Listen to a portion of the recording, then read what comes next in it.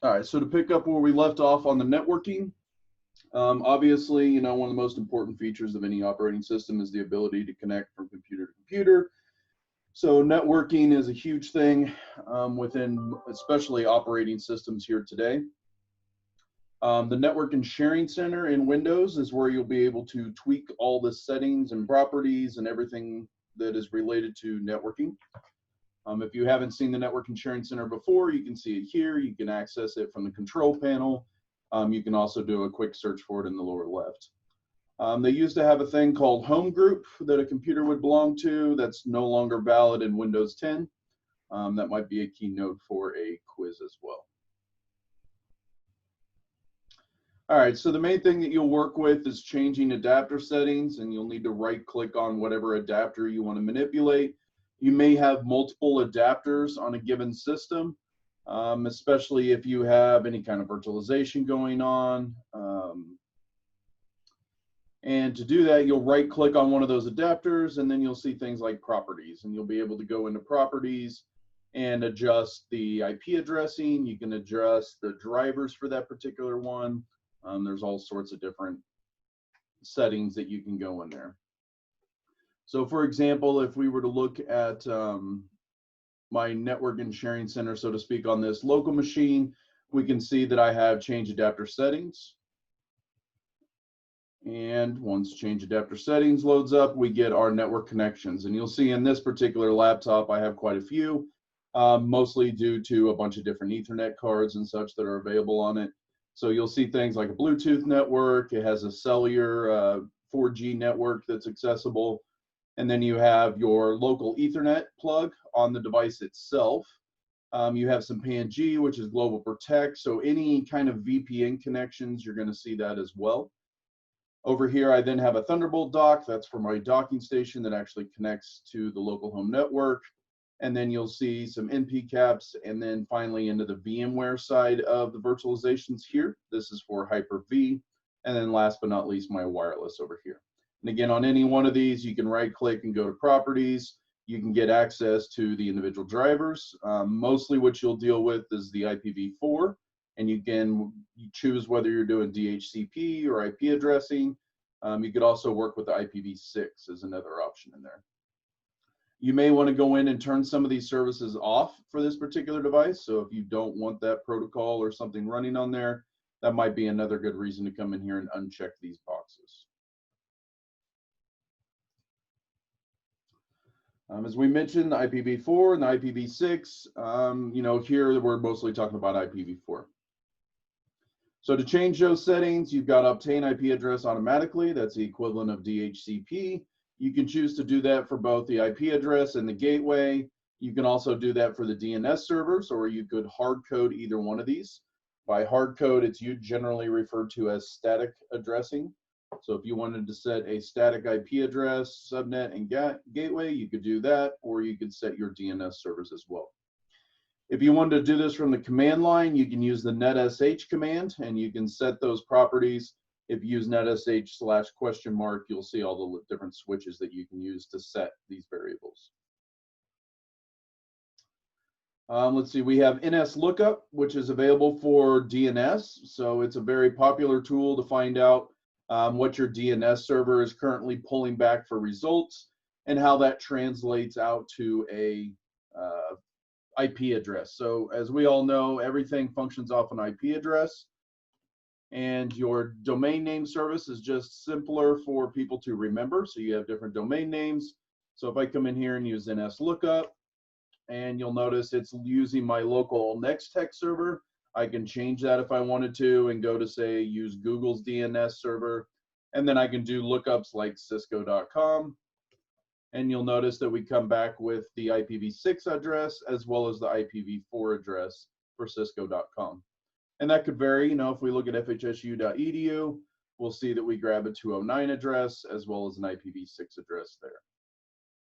For the most part, this should all be the same. So if I go back and set my server to my local ISP,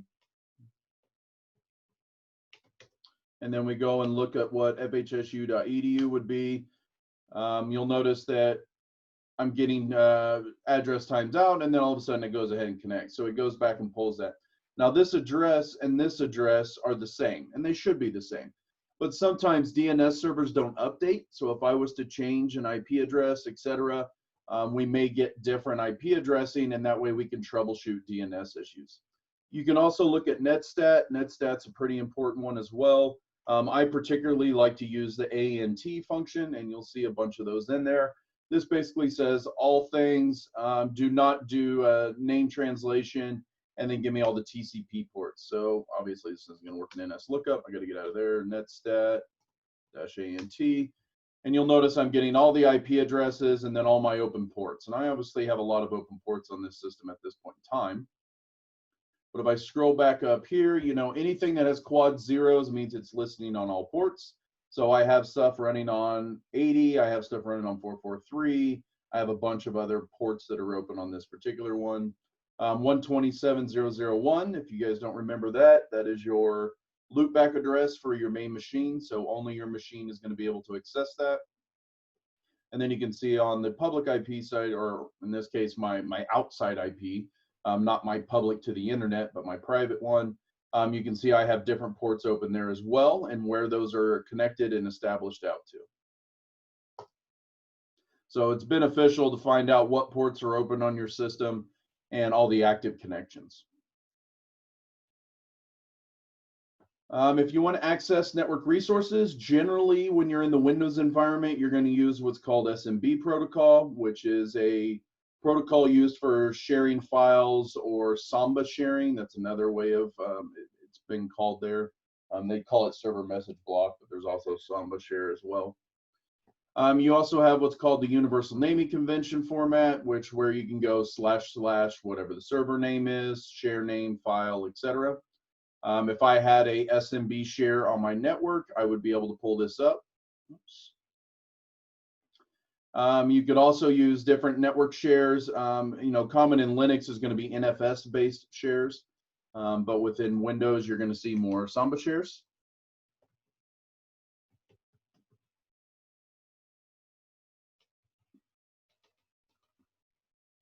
So for example, let's take a look here. A lot of times you can use the $ after that, and that refers to the share name that comes through there. All depends on how your system is being shared out.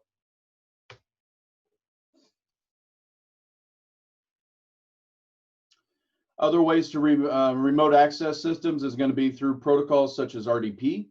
RDP is built into Windows. It's probably the most common one in order to access other systems.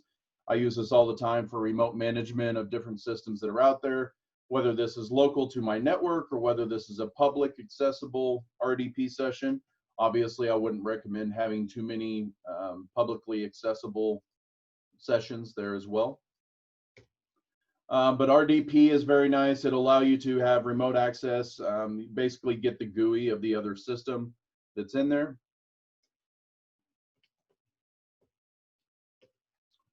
And within the RDP, you can set things like display your local resources that you want to pass through. So if you want to pass through your CD-ROM, your disk drives, etc., or you want to share other resources with the other machine, you can make it feel and look like it's local to your system. Within Windows Server, if you're using Windows Server versus Windows 10, one of the most common ones, or where it got started, was with Windows Server 2003. And so here in the background, just real quick, you can see that I have a share, a Samba share out there called Tower, and you can see a bunch of extra resources that I have available on that network share. On a Windows Server, started with 2003. Today, I think we're up to Server 2019. And there's a couple different resources that you can use on a Windows Server. A lot of time they're used for Active Directory and keeping everything together in terms of your logins and credentials. But you can also have other network services out there, such as DNS, DHCP, terminal services. You can have a network controller and some Hyper-V. You can obviously have your Samba share or NFS. As I mentioned, NFS is really common among Linux systems. And you could have DFS, which is your distributed file system. You could have web services like FTP, HTTP, and HTTPS. And then, as we said here within management, Active Directory is a pretty common one there as well. During one of your labs, you guys will go through and create those user accounts and work on that this week. Same way with PowerShell, Windows Task Manager, finding resources, etc. All right, so with security, we talked a little bit about Netstat, and what is nice about Netstat is you have the ability to look for inbound or outbound connections, and you can find out which ones are authorized, which ones you expect kind of thing, and which ones are not. If you want to use Netstat, you can see all your active TCP connections, and then you can examine those and figure out, maybe that may be malware. You can shut down that process with Task Manager and find out whether or not that process is actually eliminated even after you shut it down. So in this example, they're using Netstat-ABNO, and this is going to give you a bunch of different connections. For example, this one is nice because it's actually going to translate which program is attached to this particular port. So for example, if we look at this one here on 135, we're going to see that SVC host is responsible for this particular port being open. And you can get a bunch of extra information in here as well. PIDs are the most important thing. You see this PID 952. This allows you to go into Task Manager, find that PID, and be able to shut that down. Again, every program has a unique PID all the way through here. You may have more than one SVC host like you see here, but notice it's this PID that we were attacking or wanting to find out why it's up and running.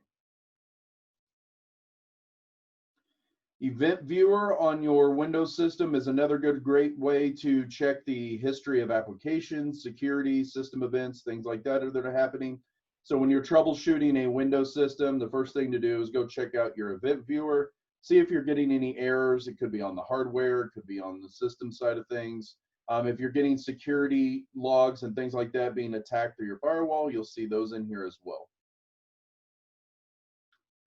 Windows updates. Windows updates have changed a lot in the more recent years, particularly with Windows 10. Everything is done through Windows updates now. Again, there is no planned operating system after Windows 10. Everything just continuously gets updated through Windows Update at this point.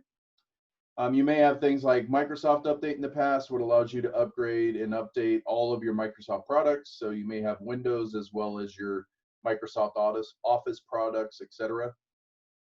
And updates are important as well, just to make sure that you're keeping patches up to date, preventing any kind of worms or viruses from being successful in attacking your system. So from time to time, the main key point here is from time to time, you want to make sure you do patches and upgrades. If you're familiar with Microsoft, they like to do everything on Tuesdays. So you will generally have your higher priority updates come out on Tuesdays. And so if you come into work on Wednesday and a bunch of people are having issues with their systems and you can't figure out why, it was probably because of the release of updates on Tuesdays. Local security policy. This allows you to set policies on your machine itself. You can also use this within an Active Directory to set different policies so that when that user logs on or joins a domain, those policies can be set out as well. This is kind of nice in order to ensure the security of your network and the data and the different computer systems that are in the organization. You can set password guidelines for your particular company or organization. You can set out lockout policies. So if people are trying to brute force in, you can ban that IP address coming in or lock out that user entirely. There's a bunch of other rules that you can set inside of there, and you guys will practice this a little bit in your labs as well. Windows Defender, we talked a little bit about this. This is kind of Microsoft's malware protection. That includes things like viruses, worms, Trojan horses, keyloggers, spyware, and adware. Those are all designed to steal your information, damage the computer, corrupt data, etc.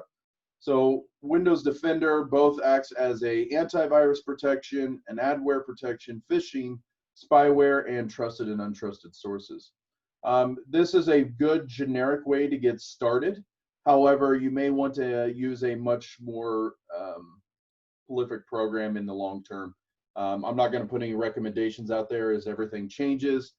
Back when I was doing a lot of computer repair and virus removal and spyware removal, etc., things like AVG were very big back in that day, malware bytes, etc. But things change all the time as to which one's the best, and especially if you're looking for free ones. What's nice is it generally takes multiple scans to clean everything up, particularly with malicious software. Virus cleaning is a very rough game. I never really did like it. Honestly, if I could convince the client to format the computer and reinstall and start from scratch, I typically did that because your chances of getting everything cleaned off a system is very, very minimal. There's usually traces everywhere. And you guys will learn that if you end up taking your master's in cybersecurity with me, you'll find out that we have ways of hiding and avoiding things like Windows Defender and antivirus protectors. We can write our own viruses and then call them a different name and bury them somewhere that the antivirus software generally doesn't pick up. So that happens obviously in the real world as well. And so even though you think you got everything clean, you really didn't. Within the Windows Defender Firewall, you have a couple different selections here. So just like firewalls on your network, you have the ability to protect your local system. And the bad part is a lot of people like to just go in and turn this off, especially when they're troubleshooting, and then they forget to turn it back on. It's really important to run some kind of software firewall on your system itself. You know, just allow what you need to allow, and if you run into any issues, you can use it to turn it off and on to find out if it's the firewall causing the issue, but make sure you go back and set rules, etc. Once you set rules, if you remove any software or change services, remember to go close those ports, as that invites people to come in and attack those ports for other services that you may have actively running. All right, so to summarize the Windows operating system and things you learned, we talked about the DOS, which is your disk operating system. It was one of the first computer operating systems that was out there. Microsoft developed what was called MS-DOS. That was a command line interface that allowed you to load operating system files, etc. In order to run an early version of the GUI over this, it ran over Microsoft DOS. It was not its own operating system. This would have been like your Windows 1.0, etc. Up until I believe you got to Windows 3.11 or 3.1. I started with 3.1. Windows consists of a HAL, which is your hardware abstraction layer. This is what handles all that communication between the hardware and the kernel. Windows operates in two different modes. Make sure you're familiar with this. This will be on your exam. You have a user mode as well as a kernel mode. All the programs that you run are in the user side, and the kernel mode is what directly communicates with the computer hardware itself, like your CPU, RAM, etc. A computer works by storing instructions in RAM, and then the CPU processes them. Each process in a 32-bit computer supports a virtual address space that enables up to 4 gig. This will be a question as well. And then a 64-bit process allows you to use up to 8 terabytes. Other key parts, Windows stores all of its information about hardware, applications, users, and systems in a large database known as the registry. So be familiar with the registry. The registry is a hierarchical database that allows the highest level to be known as the hive. Those are followed by keys, which are followed by subkeys, and then that is further subdivided into data and values. Remember, there's a bunch of different data value types that you could have. You could have strings, you could have hexadecimal codes, you could have a couple different ones that were mentioned in the content earlier. For security reasons, it's advisable you do not log in as the administrator account or something with administrative privileges. You want to accept administrative privileges or require or authenticate administrator privileges on an as-needed basis. If you want to manipulate those groups or users, you can use the lusermanager.msc control panel applet. You can also use the CLI or PowerShell. PowerShell is very popular. Remember, PowerShell is used to create scripts to automate tasks that you would typically do in a CLI, where in a CLI, you're unable to automate those tasks. You also have the WMI, which is used to administrate and manage remote computers. The net command, you can use this with a bunch of different switches to adjust your network settings. You also have Task Manager, which is used to find out what's currently running, and that can be used in combination with the Resource Monitor in order to get detailed information about that resource. To share files on Windows systems, you typically have SMB protocol, which is used to share those files in remote hosts. Netstat is the command that you would use to check all your open communication ports. Windows Event Manager is a way to look at all the logged events on the system, whether they be security threats, application errors, or just general system hardware errors. It's important to keep your Windows system up to date, and that you should automatically download and install updates when they become available. And that covers what will more than likely be on your quiz for the Windows side. So I'm going to stop this video here before we go into the next one.